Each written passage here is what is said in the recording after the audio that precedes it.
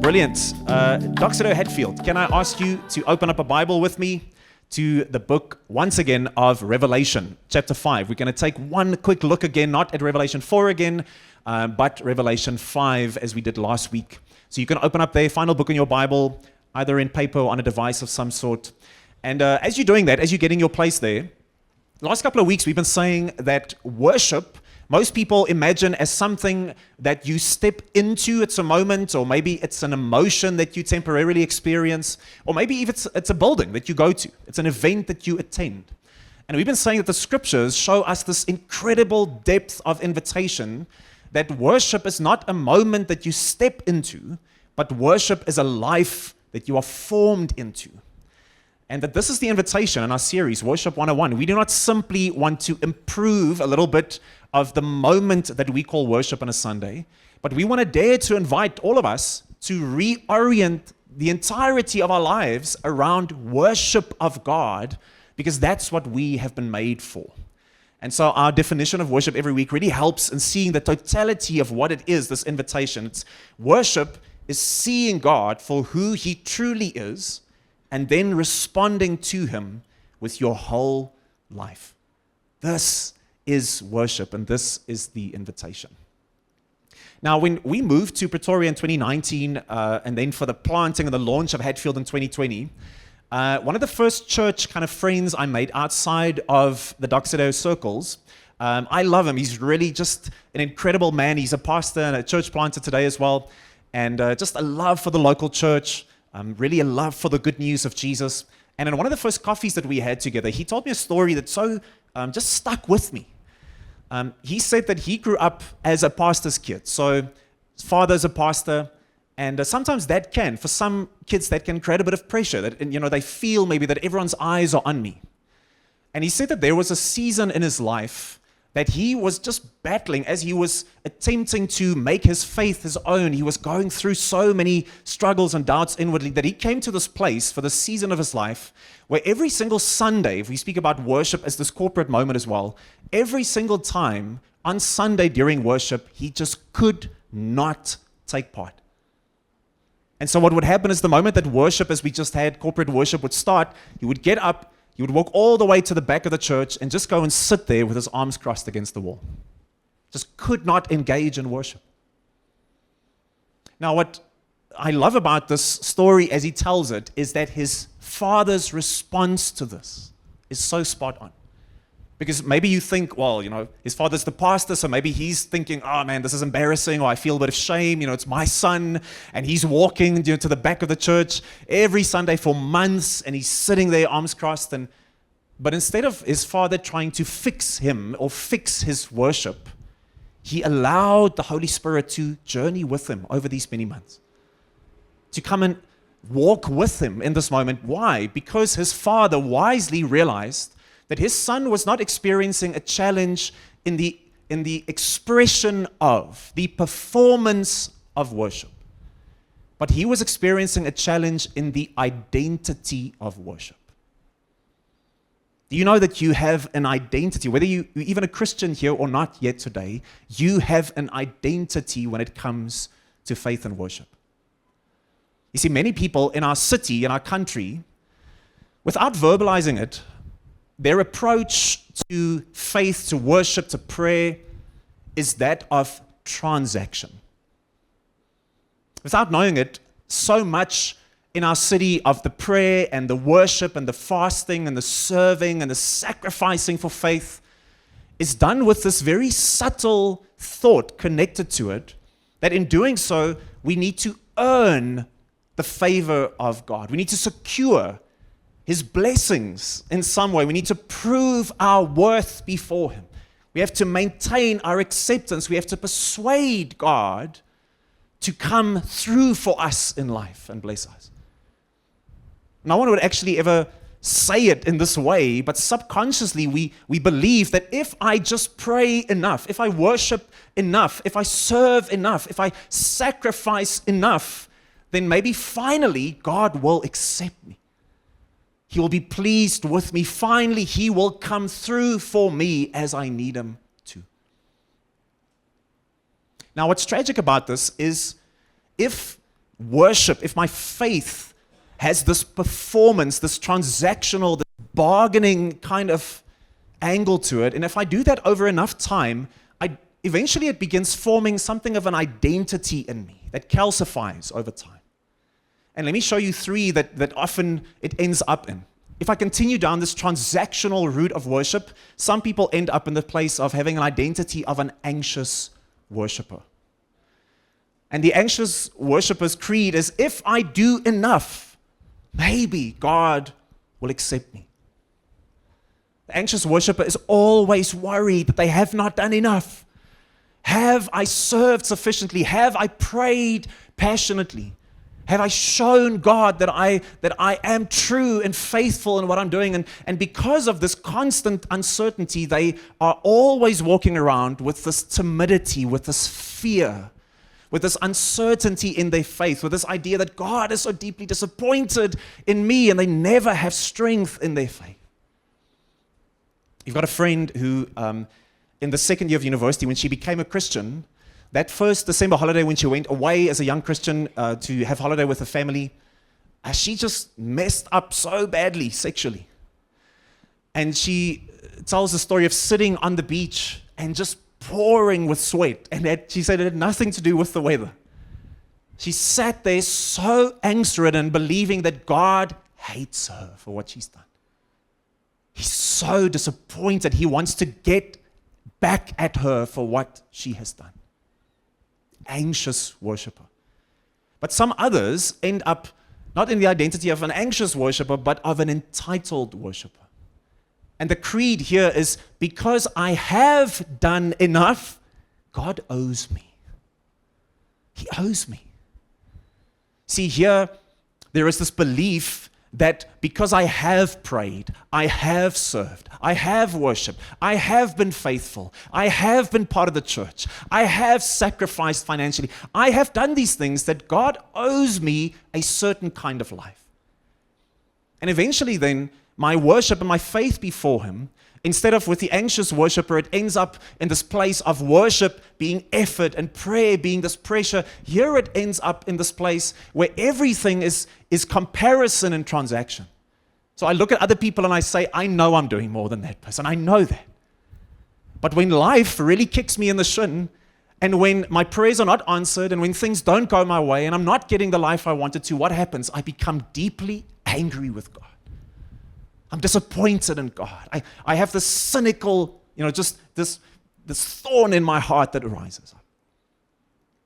Friends of ours in the Western Cape, the church that they're part of, their worship leader of many years, him and his wife, they once posted this almost like venomous just diatribe on social media, where they announced and they said, listen, we have been struggling for years with infertility. And here you have in South Africa people who dump babies in dustbins.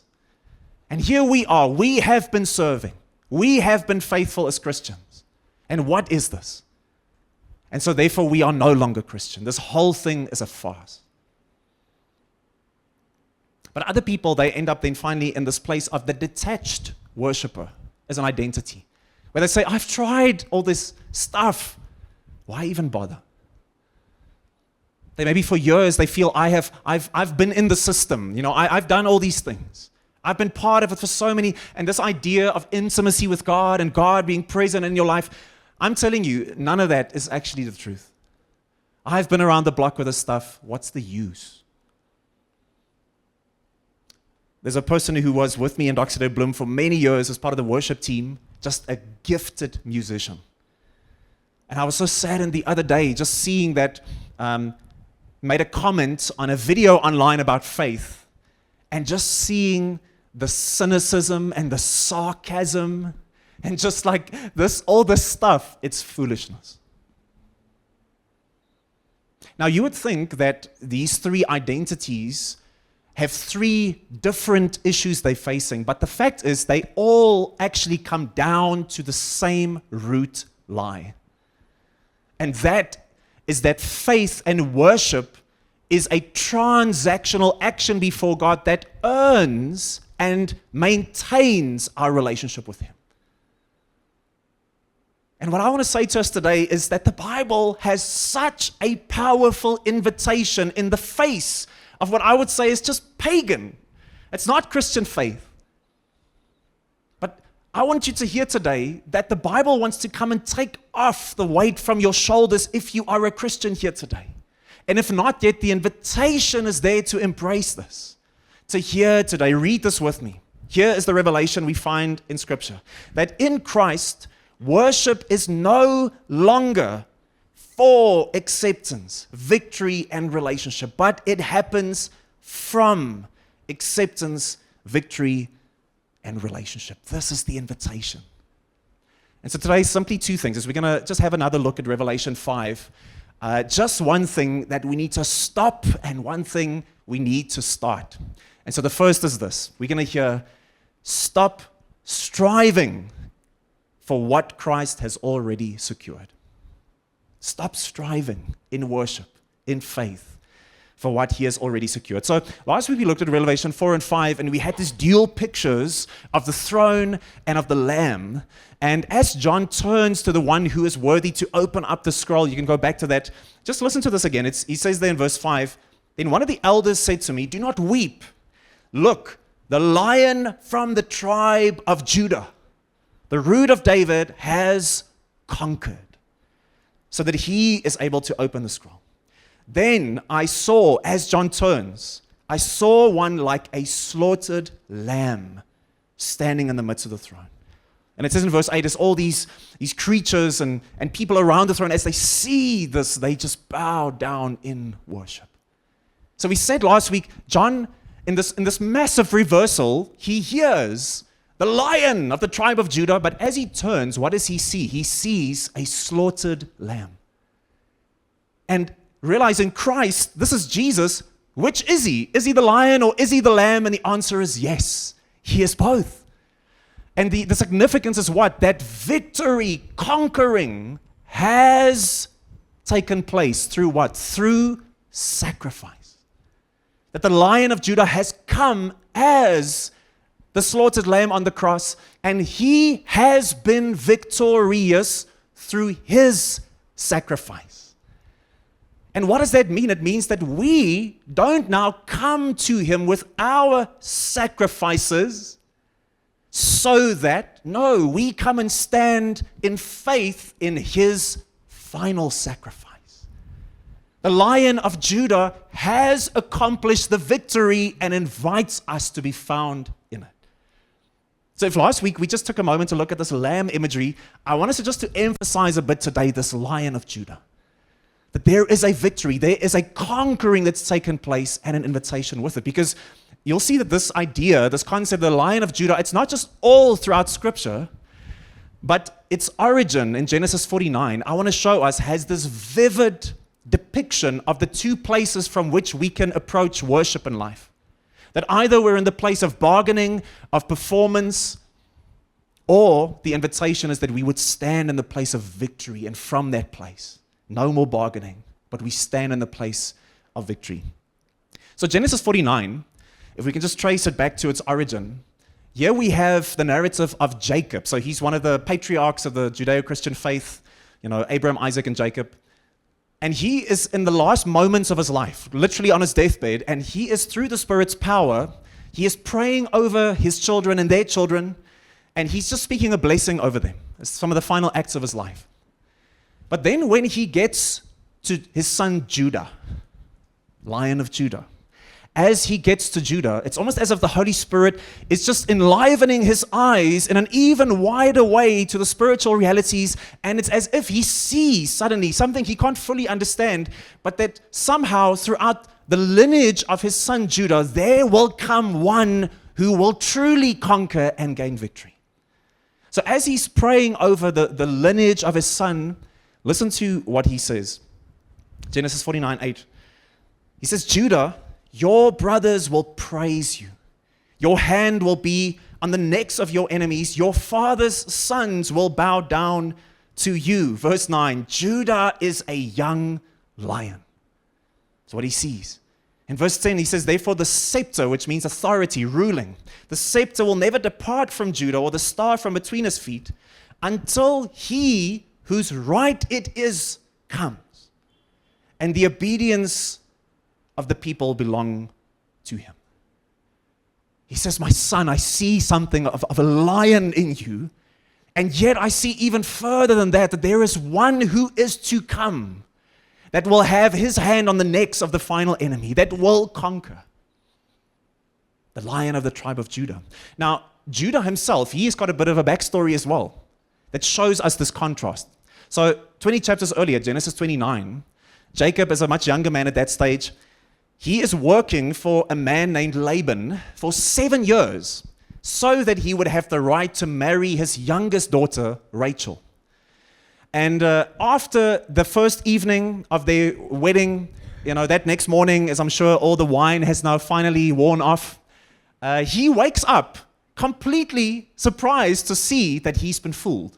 Because he's not in bed with the youngest daughter, Rachel. He is, in fact, in bed with the eldest daughter of Laban, Leah. And a lot of wine, I'm sure. And so now the father-in-law, Laban, he makes up this whole story of, it's the custom of our people. We can't really marry off, the youngest first. We have to marry off the eldest first. So I kind of had to do this to you, and so that you eventually can get, the youngest daughter. And so now eventually he works another 7 years so that he can finally be married to the love of his life, the youngest daughter, Rachel. But I want you to just for a moment, just to see this through the eyes of Leah, the eldest daughter. Because imagine now, she is rightfully Jacob's first wife that he's meant to love and to adore, but he never grants her that position. Why? Because his heart is his eyes are solely focused on the love of his life, Rachel, his first choice. And now as Leah, the eldest, starts battling with these feelings of rejection, what does she start doing? She starts bargaining and bartering. She says, I'll use my own body, even my servant's body, before God and before my husband, so that. And so the first son that's born to Jacob through Leah is Reuben. And his son, these two words, Ru, behold, Ben, son. So it's literally like, behold, the son. You can almost see that in her heart there's this pride that I was able to provide a son for you. I was able to bring a successor, an heir into your life. And she believes now this son is going to be the game changer in our relationship, because now finally he will turn to me in respect and in love and adoration. But Jacob's heart is unchanged. He's only got eyes for his love, Rachel. And then a second son is born, Simeon, which means God notices. He takes, keen awareness of. So what is she saying? She's saying, listen, even if you don't see Jacob who I am, God notices. You have to notice. And then finally a third son is born, Levi, which means secure to, bound to. It's almost like this desperation of, you are bound to me, Jacob. You are bound to show me love and affection. But once again, Jacob's heart is unchanged. He loves Rachel. And then finally there's this turn in the narrative, when finally a fourth son is born. And his name is Judah. And his name literally just means praise, worship. And it's almost as if you can see that in Leah's heart, she's come to this place where she says, all of my striving, all of my bargaining, all of my work, it has come to nothing. But now, as I see God at work in this son of mine, I will choose, irrespective of the way that my husband treats me, the man who should love me, irrespective of the circumstances I'm facing in life, because of this son, I will praise God. I will worship him because he is worthy, and he does see me, and he does have a future for me. I will praise him. I will call him Judah, praise. And now what's beautiful is that from the line of Judah, the one eventually whose very name, Jesus, centuries later, whose very name elicits from people from every age and background and nation, what? Elicits praise and worship. He comes from that line, the Lion of Judah. And it's in this Judah that we finally see what his father Jacob prophesied over him when he said, one will come from your lineage. The true Lion of Judah will emerge. And who is that? Centuries later, God in person arrives on the scene in Jesus, and the Lion of Judah comes to finally conquer on the cross. And as he gives of himself in sacrifice, is he the lion? Is he the lamb? He is both. And as he conquers through sacrifice, he cries out in the end, saying what? It is finished. It's what the lion says. And so this means that what Jesus has done, what the Lion of Judah has done, is he has defeated the final enemies of humanity and sin and Satan and death. He has fully dealt with all of humanity's guilt and shame and brokenness and pain. He has cleared away any obstacle that could stand between us and reconciliation with our Father. And he has reclaimed humanity's calling as God's representatives in the earth. And so therefore, does that mean that we now come to him presenting, sacrificing, worshiping? No, it means that there is an invitation in what he's done. You know, Paul, who's one of the followers of Jesus in the early church, he's a leader under the inspiration of the Spirit. He writes much of the New Testament, but his favorite descriptor for Christians, people who follow Jesus, you know what it is? He doesn't call them Christian. He doesn't call them Jesus followers. He calls them by this phrase, they are the ones who are what? In Christ. The ones who are in Christ. What is he saying?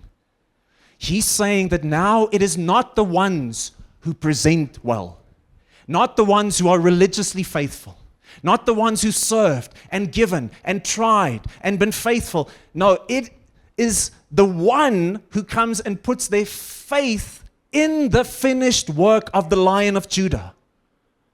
As they put their faith and trust in him, give their allegiance to him, they find themselves in Christ, in the victory of the Lion of Judah. Not something they have to now earn, but something they receive. They have a new position, they have a new identity of worship before him. You know, my favorite illustration of this is the largest set ever of Russian nesting dolls. It was produced in 2003 and hand-painted by this brilliant Russian artist. And the tallest of these is almost a meter tall, and the smallest is 0.3 centimeters tall. Now imagine that you actually put all these together. And you start taking them out, and you take one out, and you take one out, and you take one out, and you take one out, and you take one. You're going to eventually think like, okay, how many are in there?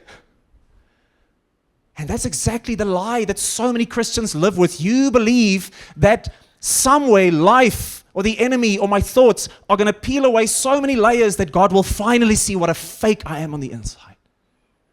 What a fraud I am on the inside. But what Paul is coming to say to us, that life can literally take away 1 billion layers and it will still never get to the very core of who you are as a Christian, because you are not performance and bartering and consistency. You are found wall to wall in Christ. The very definition of your identity has been established by the Lion of Judah. It's unchallengeable. It is who you are.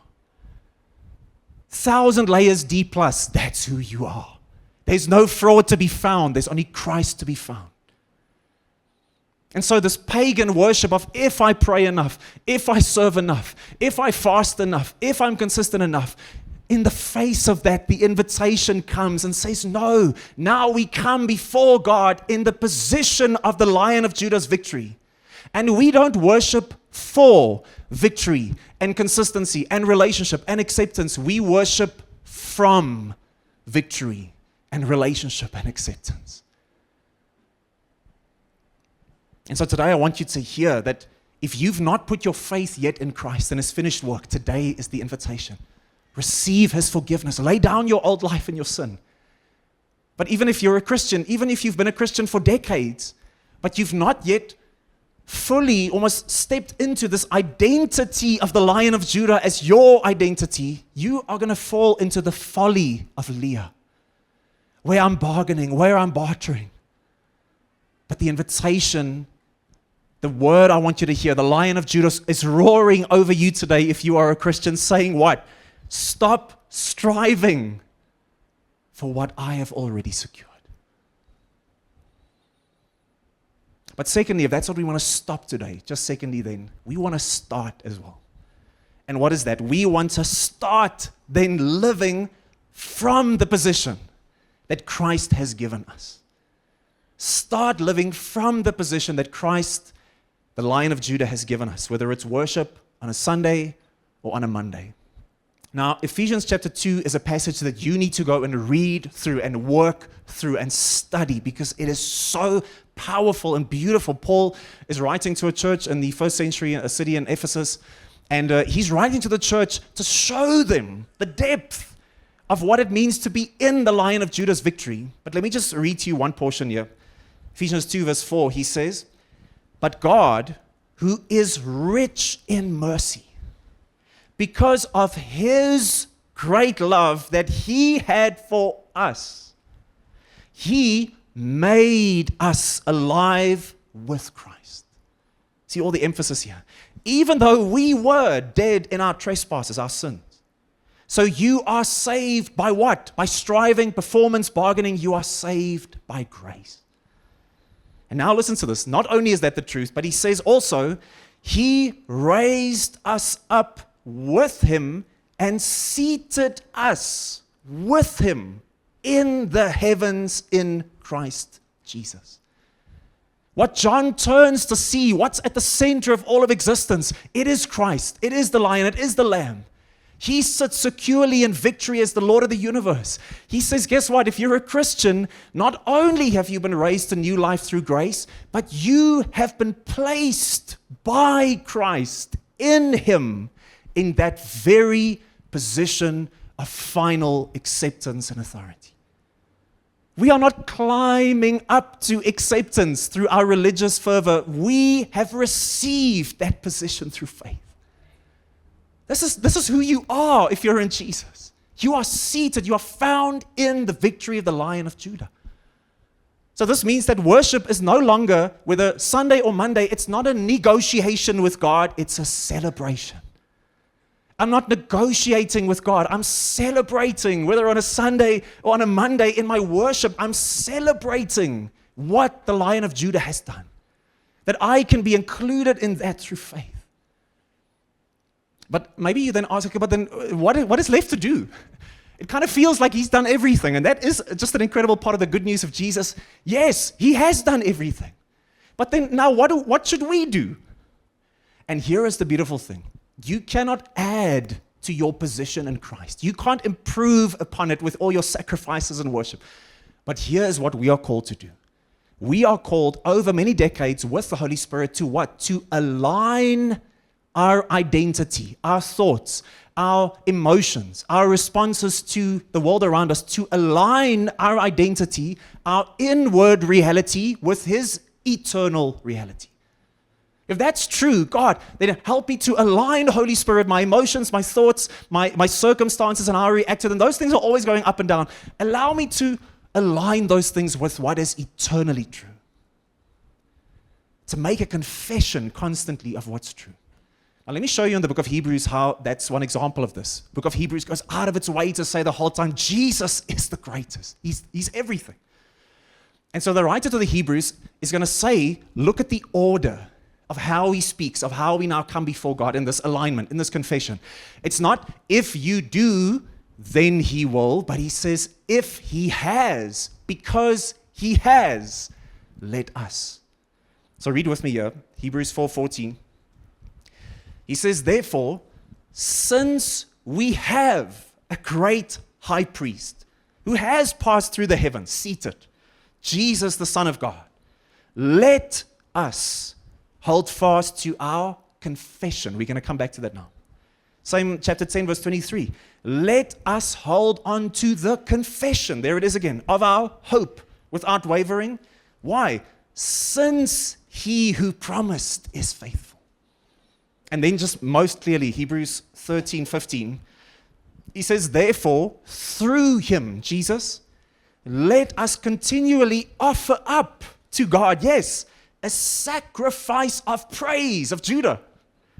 That is what? It is the fruit of lips that confess his name. Do you see that the root of your faith is Jesus and his finished work? The victory of the Lion of Judah. But the fruit of that is a life that now confesses and says, Jesus, because of who you are, come and align who I am to that. And he uses the word confession here. I think it's so important to hear what's being said. This word, confess, all throughout the book of Hebrews, that the writer to the Hebrews is using, is the Greek word homologeo. And it's two compound words in Greek that he's put together. Homo meaning same, and then logos meaning word. To have the same word. And that's why Greek dictionaries will often define this word, homologeo, confession, as follows: to speak in accordance with. To adopt the same terms of language. What is it saying? It's saying that for us, if you are a follower of Jesus, to confess means that I am going to align my thoughts and language to what Jesus says is true about himself, about me, about my past, about my future, about my sin, about my calling. I am going to speak with what is true. I'm no longer going to listen to and live from my emotions that are always changing, my thoughts that are always changing, my circumstances that are always going up and down.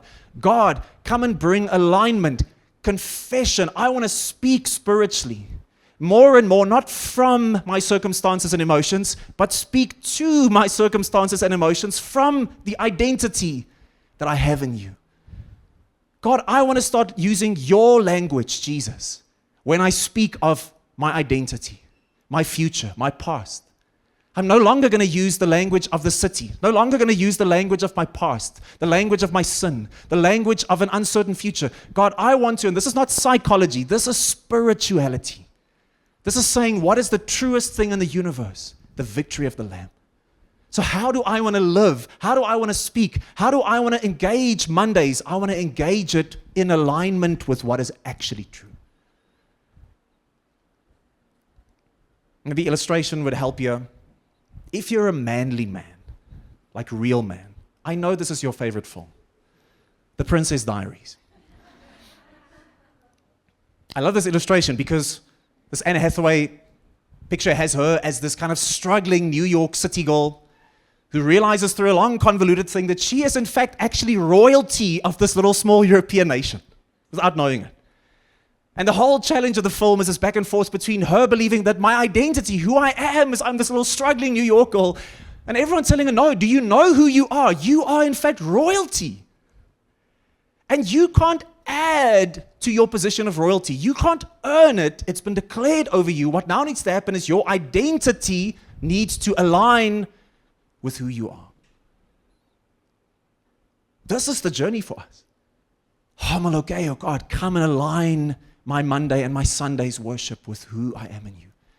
And you have to realize this is where the enemy is going to come and do his work as best he can in you, because guess what? He can't touch your position in Christ. Who's going to challenge the Lion of Judah and all of the universe? What a silly thought, but what he can do is he can lie. So Sam Storms, he puts it so well. He says, Satan's primary weapon is the lie. He is committed to deceiving you into believing that you are not what in fact you are. And that you cannot do what in fact you can. And why is this important? Because your personal identity governs how you live. He can't challenge your position in Christ, but he can come and twist your understanding of it. Homologeo. If you're a Christian here today, you can choose to keep on living in a place where I say, well, if I take this purity pledge, then God will forgive my sexual sins. If I commit to tithing, then God will bless my business. If I commit to coming to church every week, then God will accept me. But if I stop maybe experiencing opposite attraction, then God will forgive my sexual misconduct. If I stop spending music on secular music, then maybe God will love me so much more. If I stop drinking alcohol, then maybe God will be pleased with me as a person. If I pray, if I give, if I serve, if I sacrifice, if I stop going, if I stop leading, if I stop believing. No, what we need to realize is that in all those things, it's just bargaining. It's just performance. Now, I come from the position of relationship in Him. And maybe you're saying, okay, but some of the things you said, like, we should actually do those things, right? And here's the beautiful thing about the good news of the gospel. Not only has He come to save you, but He's put His Spirit's power within you. And that He is going to work in you, that through relationship with Him over many decades, He will come and shape you into the kind of person who wants to steward your sexuality to His glory. He'll come and shape you through a relationship into someone who wants to generously use our finances for His kingdom. Into someone who wants to be with the people of God and invest in them. And so maybe just in closing today, I want to ask you the question, are you in your anxiety? Are you in performance? Are you in your sacrifices, in your comparison? Are you in your religiosity? Or are you in Christ? Because this is where we worship. You know, my wife and I, we've been married now for 17 years. Can you believe that? That's wild. You're thinking, Joe, you probably got married at 15 or something, isn't it? But at a recent breakaway that we just had a bit of time alone, we were just reminiscing at one point just of, you know, even though the first year of our marriage was beautiful, it feels like my sense of just the beauty of our marriage is infinitely greater 17 years later. And I know that in 30, 40 years from now, it will be even greater. It's not that we any more married than we were on day one, but something of my understanding and my sense of that. And so a book that I read, listen to how he puts it. He speaks about a couple that have been married for 70 years. And he says, now, objectively, they were no more married on the last day of their life together than on their wedding day, 70 years before. When the minister first pronounced them man and wife, they were fully and completely married. Legally, they became a new entity, a married couple. But subjectively, their experience of this new intimacy grew over time.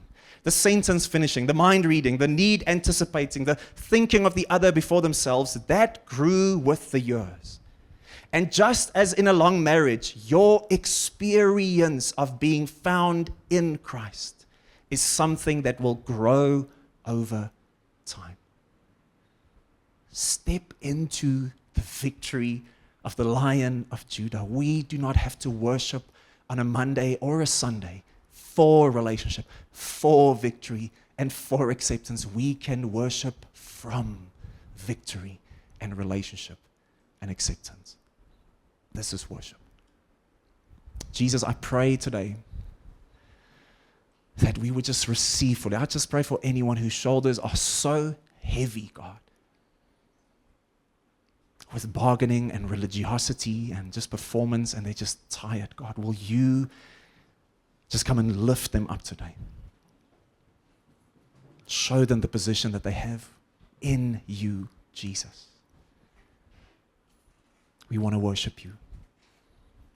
Thank you, God, for who you are.